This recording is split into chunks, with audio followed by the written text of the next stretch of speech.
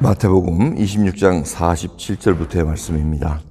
말씀하실 때 12 중에 하나인 유다가 왔는데 대제사장들과 백성의 장로들에게서 파송된 큰 무리가 검과 몽치를 가지고 그와 함께 하였더라.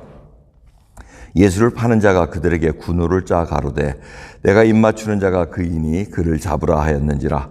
곧 예수께 나와 랍비여 안녕하시옵니까 하고 입을 맞추니 예수께서 가라사대 친구여 내가 무엇을 하려고 왔는지 행하라 하신대 이에 저희가 나와 예수께 손을 대어 잡는지라. 예수와 함께 있던 자 중에 하나가 손을 펴 검을 빼어 대제사장의 종을 쳐 그 귀를 떨어뜨리니 이에 예수께서 이르시되 내 검을 도로 집에 꽂으라. 검을 가지는 자는 다 검으로 망하느니라. 너는 내가 내 아버지께 구하여 지금 12영 더 되는 천사를 보내시게 할 수 없는 줄로 아느냐. 내가 만일 그렇게 하면 이런 일이 있으리라 한 성경이 어떻게 이루어지리요 하시더라. 그때 예수께서 무리에게 말씀하시되 너희가 강도를 잡는 것 같이 검과 몽치를 가지고 나를 잡으러 나왔느냐. 내가 날마다 성전에 앉아 가르쳤을 때 너희가 나를 잡지 아니하였도다. 그러나 이렇게 된 것은 다 선지자의 글을 이루려 함이니라 하시더라. 이에 제자들이 다 예수를 버리고 도망하니라. 아멘.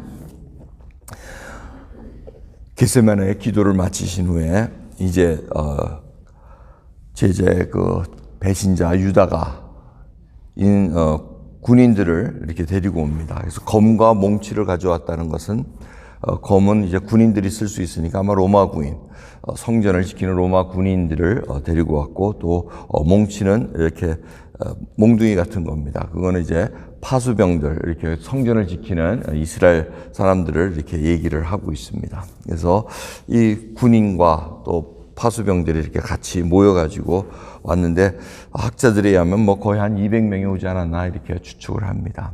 그들이 이렇게 오면서 또 횃불도 이렇게 하나씩 간간히 어두울 테니까 들고 온 상황. 그래서 여러분들이 이렇게 한번 그림을 그려보셔야 됩니다.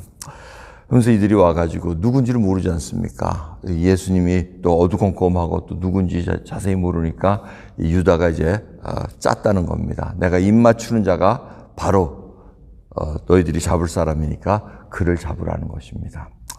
그래가지고 가룟 유다가 랍비여 안녕하시옵니까 하고 입을 맞추니 이게 뭐 보통 사이에서는 그냥 어떻게 그냥 넘어가겠지만 스승과 제자의 사이입니다. 제자가 스승한테 랍비여 입 맞춘다는 건 이거는 있을 수 없는 일이라고 합니다. 뭐 드물게 있을 수는 있지만은 이거는 거의 말이 안 되는 얘기를 지금 이 유다가 하고 있다는 겁니다. 그 얘기는 뭡니까? 이제 당신은 메시아 선생 뭐 이거 다 버렸다는 겁니다. 은 30냥에 그냥 배신을 아주 각오하고 한 행동입니다. 이러한 배신 속에서 예수님은 친구여 내가 무엇을 하려고 왔는지 행하라. 네가 할 일을 이제는 행하라 하고 이렇게 말씀하시며 여기서 친구는 아주 다정한 친구 그가 아닙니다. 그냥 동료 부르듯이 어떤 감정에 이입 없이 그냥 부르시는 그러한 호칭입니다.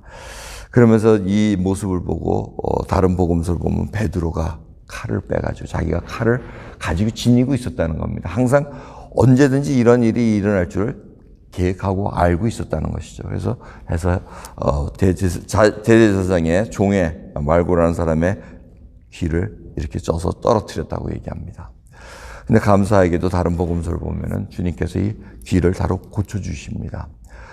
이 귀는 사실 의학적으로 이거 붙이기가 불가능합니다. 이 귀는 떨어지면 그냥 붙여도 제대로 안 되는데 제대로 주님께서 다 창조주시니까 다 고쳐주시고 모든 것을 온전케 해준 다음에 검을 집어넣어라 이렇게 얘기합니다. 이렇게 되는 것은 바로 하나님의 말씀을 이루려 함이라 이렇게 말씀하십니다. 하나님의 말씀은 바로 예수님께서 이사야에 있는 말씀처럼 잠잠한 양같이 도살장에 잡혀가는 양같이 조용히 잡혀가시는 그 모습을 지금 말씀하고 계십니다. 뭐 싸우고 뭐 이렇게 하고 하는 것 아닙니다. 그냥 주님께서 이제는 죄 없는 어린 양이 도살장에 가서 희생 제물이 되듯이 그 길을 걸어가시는 것입니다. 이 모든 것은 주님께서 또 당당하게 말씀하시면 너희들이 어떻게 강도를 잡듯이 검과 몽치를 들고 나를 잡으러 왔느냐. 내가 대낮에 성전에서 가르칠 때는 잡지 않고 이렇게 몰래 불의한 일을 행하고 있느냐 하면서 당연히 지적을 하십니다. 그러면서 이 말씀을 하실 때 이 제자들이 다 도망을 갑니다. 이 오늘 말씀을 통해서 여러분 생각할 것은 정말 우리가 하나님을 믿는다고 하면서 예수님을 혈기로 믿을 때도 있습니다. 검으로 가진 자는 검으로 망한다는 겁니다. 그래서 야고보서도 얘기하지 않습니까? 듣기는 속히 하고 말하기는 더디하라. 그리고 성내는 것도 더디하라고 얘기합니다. 성을 내는 자는 하나님의 의를 이루지 못하니라. 야고보서 1장 20절에 써 있습니다. 여러분 이와 같이 뭔가 자기의 혈기로 뭘 이루려고 하는 것, 자기의 불의당한 것을 어떠한 혈기로 해결하려고 할 때는 하나님의 의를 이루지 못한다는 겁니다. 폭력은 사람의 무릎을 꿇게 할 수는 있을지언정 마음을 꿇게 하지 못합니다. 하지만 사랑은 마음을 꿇게 합니다. 여러분 그러기에 저희들이 오늘 이 말씀을 통해서 생각해 봅니다. 혈기로 결단하고 한 거는 그냥 순식간에 무너집니다. 이 제자들이 다 예수님을 버리고 도망갔다고 써 있습니다. 저희들도 그럴 때가 있습니다. 말씀이 바로 이 앞에 있는데 바로 마음속에 우리 심령을 흔들고 있는데도 그거를 그냥 불복종해 버립니다. 순종하지 않고 그냥 다른 길로 갑니다. 이게 바로 예수님을 버리는 겁니다. 저희들이 항상 주님 앞에 하나님의 의를 어떻게 이루고 맨날 우리가 먼저 그의 나라와 그의 의를 구하라고 말씀하십니다. 그럼 그 통치권 속에 항상 있으라는 얘기입니다. 자기 멋대로 행동하고 미울 거 다 미워하고 화낼 거 다 화내고 뭐 할 거 다 하면서 하나님의 사랑을 내가 받은 자로서 사랑을 보여준다. 참 어두운 세상에 빛비치기 너무나 힘든 말씀입니다. 그러기에 저희들 다시 한번 생각합니다. 정말 주님 앞에 칼로 지닌 자는 칼로 망하게 돼 있다는 것을 다시 한번 생각하시면서 우리가 하나님의 말씀으로 흥한 자는 말씀으로 흥할 수밖에 없다는 것을 다시 한번 깊이 생각하시면서 우리가 얼마나 가식적인 행동을 하는 것은 아닌가 생각해 봅니다. 이 가룟 유다도 겉으로는 화평을 얘기합니다. 라비어 하면서 평안하십니까 하고 이렇게 입맞춤을 한 이 가식적인 신앙은 언젠가는 드러나게 돼 있습니다. 그러기에 저희들도 주님께서 이 말씀 마태복음 쭉 지금까지 묵상합니다. 심판이 언젠가는 온다는 겁니다. 알곡과 가라지는 갈라지게 돼 있고 양과 염소는 나누게 돼 있습니다.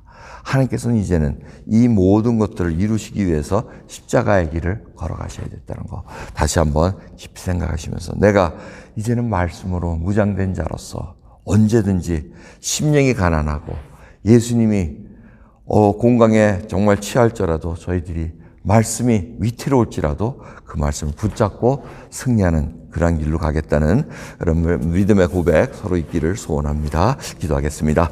하나님 감사합니다. 오늘도 매년 맞이하는 고난주간을 통해서 다시 한번 저희들의 믿음을 점검해 봅니다.